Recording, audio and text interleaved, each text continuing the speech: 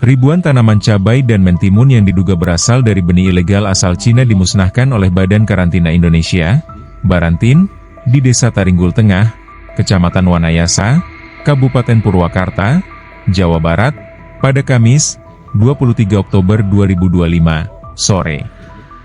Direktur Tindakan Karantina Tumbuhan Barantin, Abdul Rahman, menjelaskan bahwa hasil pengujian laboratorium menunjukkan tanaman-tanaman tersebut positif terinfeksi Pseudomonas cichori, yaitu sejenis bakteri berbahaya yang dapat menyerang berbagai jenis tanaman hortikultura.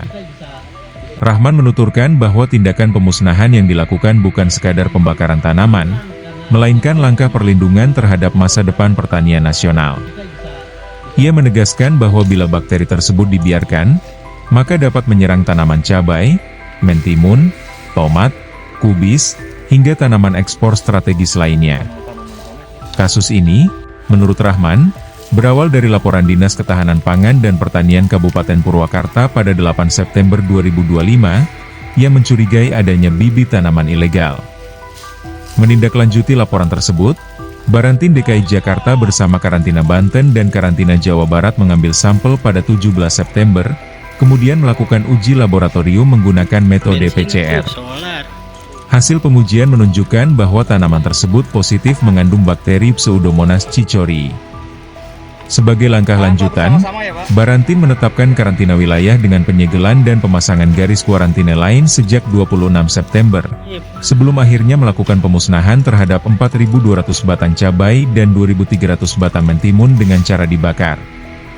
Rahman menambahkan bahwa benih tanaman cabai dan mentimun tersebut berasal dari Cina, yang diduga diperoleh melalui pembelian daring. Berdasarkan literatur pertanian, Pseudomonas cichori diketahui dapat menginfeksi lebih dari 79 jenis tanaman, termasuk pisang dan tanaman hias.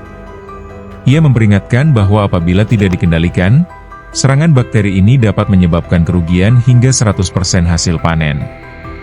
Lebih lanjut, Rahman menekankan bahwa Barantin akan memastikan pengawasan dilakukan sejak tahap pre-border, bahkan sebelum produk masuk ke wilayah Indonesia. Upaya ini, kata dia, sejalan dengan asta-cita Presiden Prabowo Subianto yang menekankan pentingnya memperkuat biodefense dan mendorong swasembada pangan nasional. Dalam pelaksanaannya, Barantin juga bekerja sama dengan Badan Intelijen Negara, BIN, Badan Intelijen Strategis, BAIS, TNI, serta Asperindo untuk memperketat pengawasan terhadap produk-produk daring, khususnya benih impor yang berisiko tinggi.